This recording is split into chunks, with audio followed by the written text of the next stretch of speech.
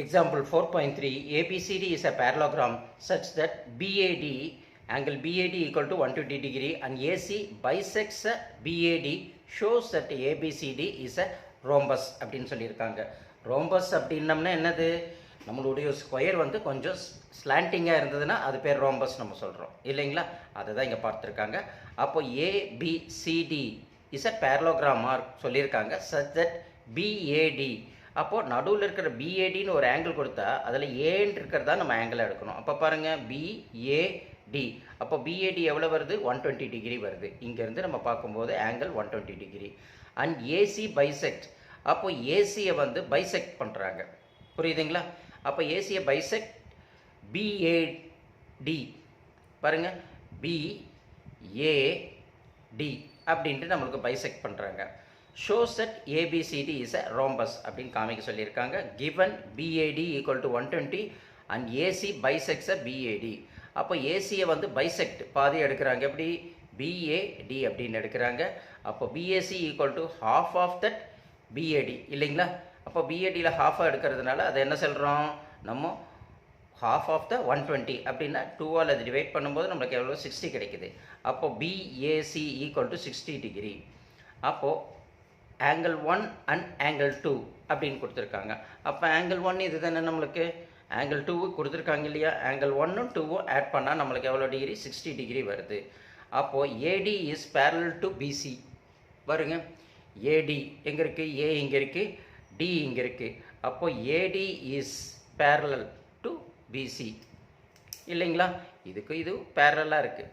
Parallel அது also என்னது, ஈக்குவலாகவும் இருக்குது. எல்லாமே ஏன்னா ரோம்பஸ்ன்னு சொன்னோம்னா all the sides to be equal தான். அதில் இங்கே இதுக்கு பேரலாக இப்படியே பேரலாக இப்படி போகுது. இப்போ பேரலாக வர்றதுனால அது AD is parallel to BC and AC is a transversal. Transversal அப்படின்னு சொல்லும்போது ரெண்டு பேரல் லைன் போயிட்டுருக்கும்போது நடுவில் ஒரு லைன் இப்படி கிராஸ் ஆகி வந்ததுன்னா அதை தான் நம்ம என்ன சொல்கிறோம், பேரலல் லைன், அதாவது டிரான்ஸ்வர்சல் அப்படின்னு நம்ம சொல்கிறோம். இப்போ பாருங்கள், இங்கே வந்து ஏபி ஒரு லைன் போகுது, டிசியும் ஒரு லைன் போகுது. அப்போ ஏபியும் பிசியும் என்னவா இருக்குது நம்மளுக்கு பார்க்குறோம். இங்கே பார்க்கும்போது ஏபி அண்ட் டிசி ரெண்டுமே என்னது பேரலாக போகுது. அதில் ஏசின்ற ஒரு டிரான்ஸ்வர்சல் வருது. அதுதான் AB is parallel to BC and AC is a transversal. அப்போ ஆங்கிள் 2 அண்ட் ஆங்கிள் 4, அப்போ ஆங்கிள் 2வும் ஆங்கிள் 4ம் ஆப்போசிட், புரியுதுங்களா. ஆப்போசிட் சைடில் இருக்கிற ஆங்கிள்ஸ் அட்ஜசன்ட் ஆங்கிள்ஸ் ஈக்குவலாக இருக்குது. அதுதான் 60 degree. So therefore the triangle ABC is a isosceles triangle. அப்போ ஏபிசி எப்படி எடுக்கலாம், ஏபிசி. அப்போ இதுவும் ஈக்குவலாக இருக்கிறதுனால டூ சைட்ஸ் ஈக்குவலாக இருந்தால் என்ன சொல்லுவோம், ஐசோசெலஸ் ட்ரையாங்கிள் சொல்கிறோம். அப்போ AB is equal to BC. அப்போ ஏபியும் பிசியும் ஒரே லென்த்தில் தான் இருக்குது. அதனால் இட்ஸ் அ டிரான்ஸ்வர்சல் ஐசோசெலஸ் அப்படின்னு நம்ம சொல்கிறோம். So parallelogram ABCD is a rhombus அப்படின்னு நம்ம சொல்லலாம், புரியுதுங்களா. ஸோ இப்படி நம்ம அழகாக புரிஞ்சு எடுத்து போட்டுக்கலாம்.